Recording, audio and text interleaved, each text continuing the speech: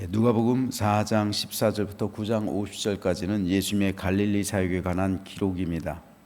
이 가운데 오늘 우리가 읽은 누가복음 5장은 크게 5문단으로 나눌 수가 있습니다. 11절까지는 게네사렛 호숫가에서의 말씀 전파 및 네 제자를 부르신 사건에 대해서 기록하고 있고요. 12절로 16절은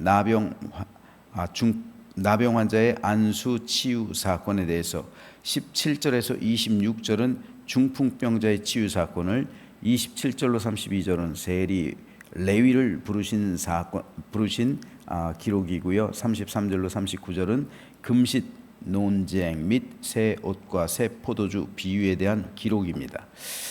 오늘 이 가운데서 18절로 20절 말씀에 대해서 잠시 살펴보겠습니다. 한 중풍병자를 사람들이 침상에 메고 와서 예수 앞에 들여놓고자 하였으나 무리 때문에 메고 들어갈 길을 얻지 못한지라 지붕에 올라가 기와를 벗기고 병자를 침상째 무리 가운데로 예수 앞에 달아 내리니 예수께서 그들의 믿음을 보시고 이르시되 이 사람아 네 죄의 사함을 받았느니라 하시니, 중풍병자는 오늘로 말하면 뇌졸중 환자입니다. 즉 뇌병변이 일어나서 중풍이 일어난 그러한 사람이죠. 그래서 이 사람은 이 뇌졸중 환자 중에서도 경미한 사람이 있을 수가 있고 심각한 사람이 있을 수 있는데 이 사람의 경우는 심각한 경우였죠. 그래서 침대에 누워 지내야만 했습니다. 중풍도 약하게 오면은 마비는 될지언정 걸어 다닐 수는 있죠. 하지만 이 사람은 너무나도 세게 왔기 때문에 움직일 수가 없어서 침대에 누워 있어야만 했습니다. 당시 사람들은 중풍 같은 질병을 하나님께서 징계하셔서 내린 형벌로 이해했습니다. 이건 형벌이에요. 형벌의 의미는 죄인이란 말입니다. 분명히 네가 무슨 죄를 지었기 때문에 하나님께서 너를 치셨다. 그러니까 네가 이런 중풍에 들렸다라는 거예요. 그러니까 죄인이기 때문에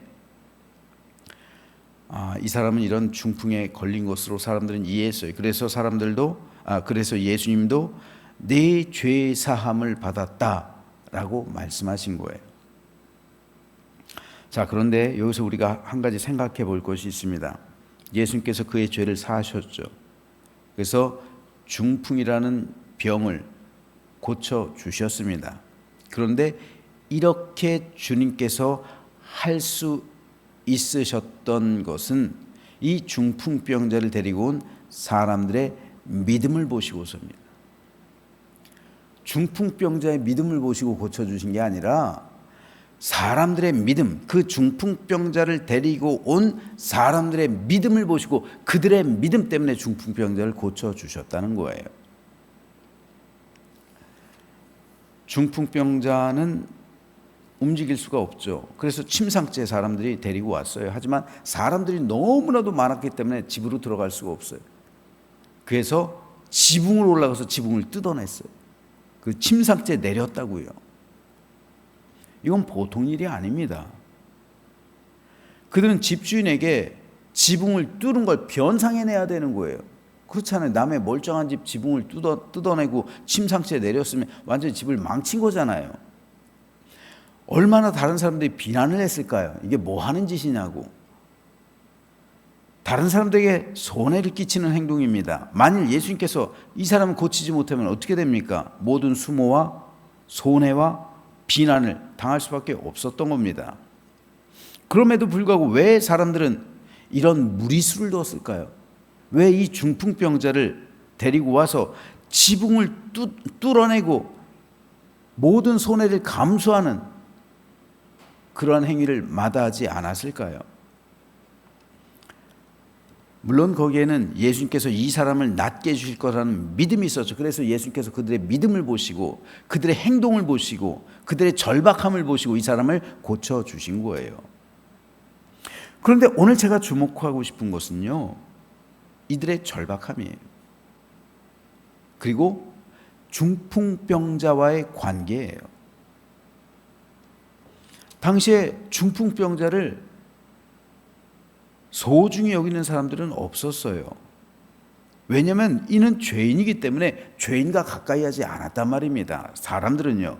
그런데 왜 이 사람들은 그 중풍병자를 침상째에 메고 와서 지붕을 뚫고 고쳐주시기를 간절하게 바랐을까요?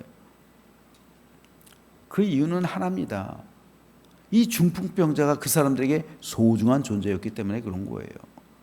하찮은 존재였다면, 다른 사람들처럼 당시 사회 통념처럼 이 사람이 죄인이었다면 가까이 하지 않겠죠. 하지만 이 중풍병자와 이 사람들과의 관계가 너무도 친밀했기 때문에 안타까운 거예요. 꼭 낫게 해주고 싶은 그런 마음, 간절함이 있었던 겁니다. 여기서 말하는 이 사람들은요, 중풍병자의 가족이 아니에요. 가족이라면 누가가 가족이라고 분명 기록했을 겁니다. 하지만 가족이 아닙니다. 사람들이라고 말하고 있어요. 따라서 이 사람들은 분명 이 중풍병자와 친밀한 관계에 있었던 벗들이라고 해석하는 것이 가장 옳습니다. 그렇다면 이 벗들이 중풍병자에게 행한 일은 그가 평상시에 얼만큼 중풍병자를 소중하게 생각했는가를 그들이 말해주고 있는 거예요. 그래서 안타깝게 여기서 그를 꼭 낫게 해주고 싶은 열망이 있었던 겁니다. 바로 여기서 우리가 한 가지를 생각해야 돼요. 평소에 중풍병자가 벗들과 이웃과 관계가 좋지 않고 친구들 사이 평판이 좋지 않았더라면 벗들이 중풍병자를 침상째 메고 와서 지붕을 뚫는 수고를 할 수 있었을까요? 그렇지 않을 겁니다. 따라서 침대에 지금 누워있는 중풍병자는 평소에 이웃과 친구들에게 도움을 베풀어주고 덕과 사랑을 실천하던 사람임을 알 수가 있습니다. 그래서 벗들이, 이웃과 친구들이 그 빚을 갚기 위해 이런 행동을 했던 거죠. 반면에 성경에는 이와는 정반대의 사람이 등장합니다. 바로 베데스다 연못 앞에 있었던 38년 된 병자였어요. 베데스다 연못은 천사가 내려와서 물을 진동할 때 가장 먼저 내려간 사람은 어떤 병이 걸렸든 낫는다는 믿음이 있었습니다. 그래서 수많은 병자들이 연못 앞에 자리 잡고 하염없이 그때만 물이 진동하기만을 기다리는 거예요. 가끔가다 연못이 진동할 때 먼저 들어간 사람은 어떤 병이 걸리든 낫는다는 그런 믿음이 있기 때문이죠. 그런데 가끔 물이 진동하는데 그때마다 다른 사람이 먼저 내려가는 거예요. 그 이유에 대해서 병자가 뭐라고 고백합니까? 병자가 대답하되 주여 물이 움직일 때 나를 못에 넣어주는 사람이 없어 내가 가는 동안 다른 사람이 먼저 내려가나이다. 38년 동안이나 기다리고 있었어요. 38년 동안이나 그 못 앞에 있었어요. 그런데 38년 동안 단 한 번도 들어가 보지 못했단 말이에요. 나를 못에 넣어주는 사람이 없습니다. 그래서 다른 사람이 나보다 먼저 갑니다. 이걸 반대로 말하면요, 다른 사람들은 도와주는 사람이 있다는 거예요. 근데 나는 도와주는 사람이 38년 동안 없습니다. 이게 무슨 말입니까? 반대로 말하면요, 그가 건강할 때 남들을 돕거나 은혜와 덕을 베풀지 않았다는 말이에요. 그래서 자기가 고난당할 때 남들도 자기를 불쌍히 여기고 도와주지 않고 있다는 말입니다. 그러므로 오늘 본문에서의 중풍병자를 친구들이 무리하기까지 하면서 데리고 온 이유, 그리고 지붕을 뚫어내기까지 한 이유는 그 사람의 평소의 삶에 대한 결과입니다. 이것은 오늘 우리에게도 중요합니다. 주님은 긍휼히 여기는 자는 긍휼히 여김 받을 것이다 말씀하셨어요. 즉 내가 평상시 남들에게 은혜를 베풀고 돕고 사랑하며 섬긴다면 내가 어려움에 처해 있을 때 하나님도 나를 긍휼히 여기시지만 그와 동시에 남들도 나를 긍휼히 여긴다는 말이에요. 그래서 이웃을 통해서 나의 어려움을 극복할 수 있는 길이 열리게 된다는 말입니다.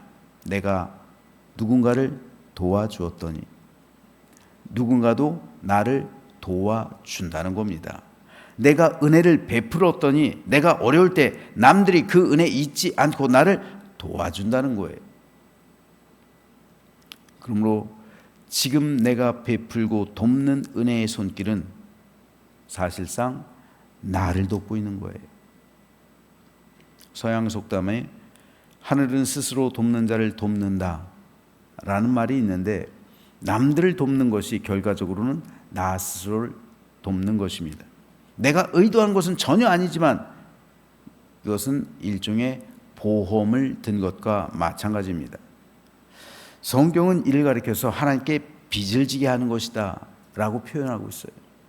하나님께 빚을 지게 하는 것이다. 가난한 자를 돕고, 그리고 네게 갚을 수 없는 사람들에게 은혜를 베푸는 것, 그것은 하나님께 빚을 지게 하는 것이다.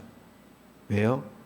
그들이 갚을 수 없기 때문에 하나님께서 대신 갚아주신다는 거예요. 그래서 내가 어려울 때 하나님께서 나에게 그것을 친히 갚아주시고, 그리고 하늘의 상급을 쌓아 두신다는 것입니다.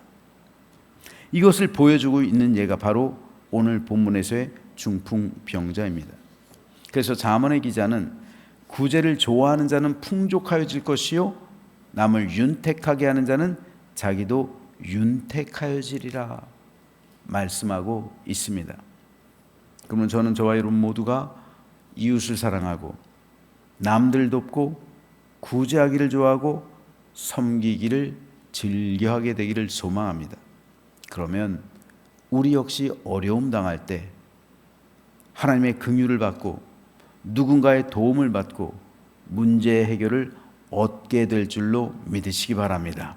오늘 본문에서처럼 주님은 다른 사람을 통해 일하시며 나를 향한 기적을 베풀어 주십니다.